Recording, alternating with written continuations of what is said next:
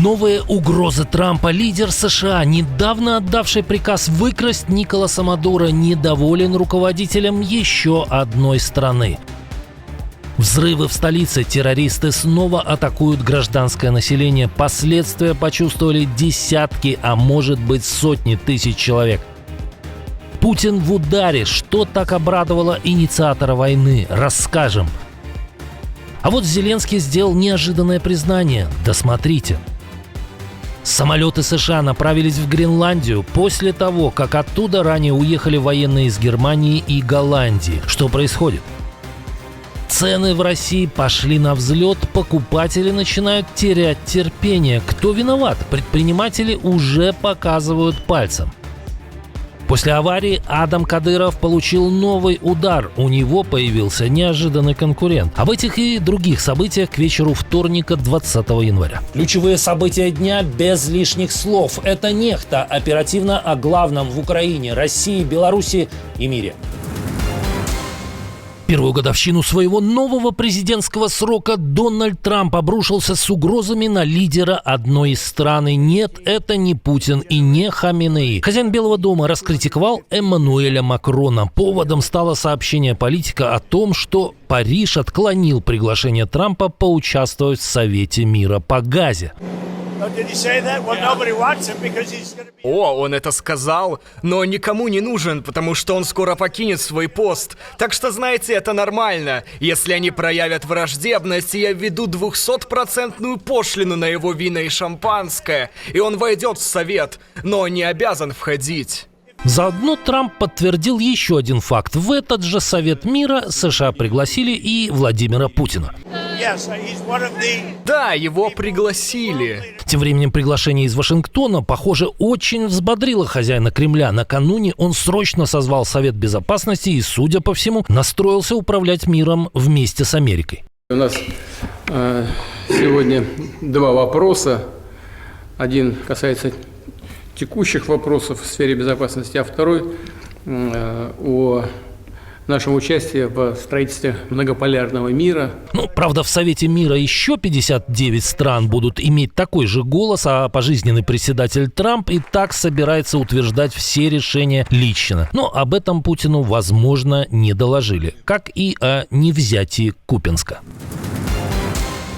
Что у хозяина Кремля получается, так это террористическая война с мирным населением. После ночного обстрела в Киеве без отопления остались 5635 многоэтажек. По словам мэра Кличко, около 80% этих домов те самые, где отопление восстановили после удара 9 января. Еще вечером накануне без тепла оставались лишь 16 домов из 6000. Новый обстрел фактически обнулил результаты ремонта. Кроме того, левый берег Киева до сих пор без воды. Удар пришелся по критической инфраструктуре. В Ровенской области после российского обстрела без света остались более 10 тысяч семей. Повреждена критическая инфраструктура. Под атакой также оказались Запорожье, Днепр, Одесская и Винницкая области. Последствия могли быть гораздо более серьезными. Владимир Зеленский признал, что еще недавно у ПВО не было необходимых боеприпасов.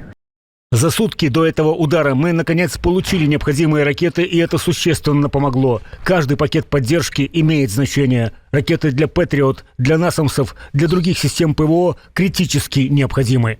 Президент добавил, что в этот раз агрессоры использовали более 300 ударных дронов и существенное число баллистических и крылатых ракет. Зеленский заявил, что ПВО поразили существенное число воздушных целей.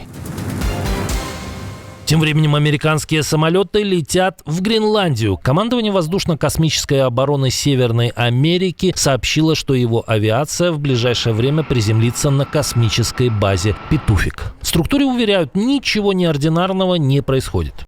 Наряду с самолетами, базирующимися на континентальных территориях США и Канады, они будут поддерживать различные давно запланированные мероприятия. НОРАД укрепляет давнее сотрудничество в области обороны между Соединенными Штатами и Канадой, а также Королевством Дания. В НАРАД подчеркивают, с Копенгагеном все согласовано, а руководство Гренландии проинформировано. Но на фоне громких заявлений Белого дома о планах США на остров, такие плановые мероприятия спокойствия не добавляют. Европейские страны начали сворачивать обмен разведданными с США из-за угроз Дональда Трампа захватить Гренландию. Об этом изданию The Eye Paper рассказали источники в Альянсе. По их словам, внутри НАТО возникла атмосфера недоверия, а американские коллеги извиняются от имени своего народа за происходящее. Один из собеседников прямо сказал: союзник, на которого равнялись десятилетиями, ударил в спину. Разведчики больше не говорят открыто. В Европе боятся, что чувствительная информация может попасть к Трампу и быть использована в сценарии давления на Данию и Гренландию. Источник в британской разведке назвал происходящее беспрецедентным, а представитель американских служб – шагами, разрушающими альянсы и способными изменить мировой порядок на годы вперед. Такого в России не было 15 лет. Прокачка нефти на НПЗ в минувшем году упала до минимума с 2010 года, ниже 229 миллионов тонн. Как пишет «Коммерсант», основной причиной стали внеплановые остановки и ремонты во второй половине года. А вот что стало причиной этих остановок и ремонтов, авторы сообщить не осмелились. Материал озаглавили выражением «труба подкачала». Ну, что тут добавить? Труба подкачала, а вот ВСУ не подкачали. Украинские защитники продолжают эту свою работу. Накануне под удар попал Туапсинский НПЗ в Краснодарском крае. Там поражен наливной терминал. Еще одна пораженная цель – база Осколнефтеснаб в Белгородской области, в районе котла. Там уничтожен один резервуар РВС-1000 и еще 6 серьезно повреждены. Заодно ударили по складу беспилотников 144-й мотострелковой дивизии ВС РФ в Новокраснянке Луганской области. В Генштабе ВСУ заявили прямо: продолжение будет. Прокачка нефти по российским трубам упала, а вот пушечное мясо по другой трубе российские генералы поставлять не перестали. Как пишет The Washington Post, командиры захватчиков продолжают слать солдат в Купенск снова и снова. По 15 километров в трубе, иногда на электросамокатах, полуприседе. По словам одного из украинских офицеров, выход из трубы давно под контролем дронов ВСУ. Из 10 дошедших оккупантов часто выживают только 2. Купенск давно отбили украинские воины. В развалинах на площади 1 квадратного километра прячется последняя сотня оккупантов. Но Путину доложили о взятии города еще в ноябре, и российские генералы не придумали ничего умнее, чем слать на убой очередных рядовых.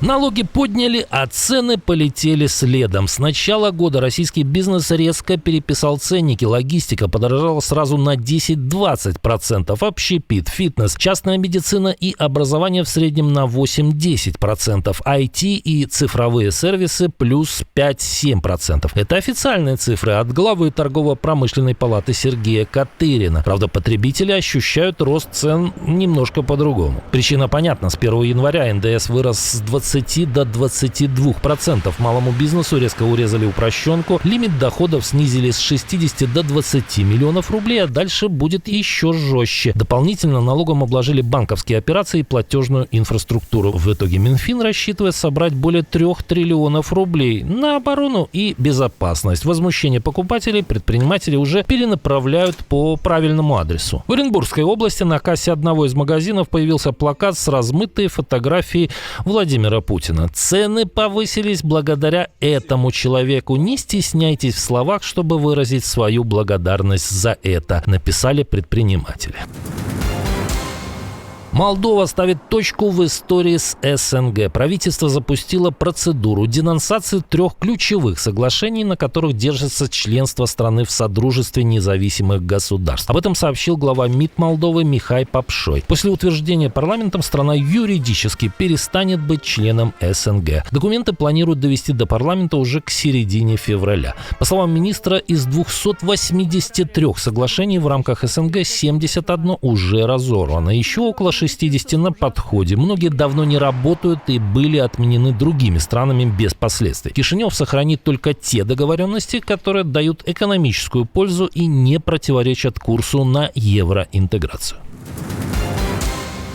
Сын главы Чечни оказался владельцем элитного особняка в самом центре Грозного. Неудивительно, возможно, скажут некоторые, но речь идет не о 18-летнем Адаме и не о 20-летнем Ахмате. В этой семье есть еще один талантливый и даже золотой мальчик. Абдуллаху всего 9 лет, а он уже является владельцем земельного участка в 4000 квадратных метров и дома площадью около 2000 квадратных метров. Оценочная стоимость этой недвижки примерно 800 миллионов рублей, утверждает издание «Можем объяснить», которое изучило утекшую базу Росреестра. Любимцу папы, 18-летнему Адаму, должно быть обидно. Его 4-этажный дворец оценивают всего в 750 миллионов. Но тому сейчас, наверное, в реанимации после аварии не до этого. Золото пробило очередной потолок. Во вторник цена унции впервые в истории превысила $4700. Рынки нервничают из-за угроз президента США ввести новые пошлины против европейских союзников на фоне спора вокруг Гренландии. Давление Белого дома на руководство Федеральной резервной системы усиливает опасения в дальнейшей независимости монетарной политики США. Инвесторы массово бегут в тихую гавань. Всего за год с начала второго президентского срока Трампа золото взлетело более чем на 70%. Рынок явно закладывает долгую турбулентность. А вот доллар продолжает падать. Причины все те же. А рынки реагируют просто: продают все американское.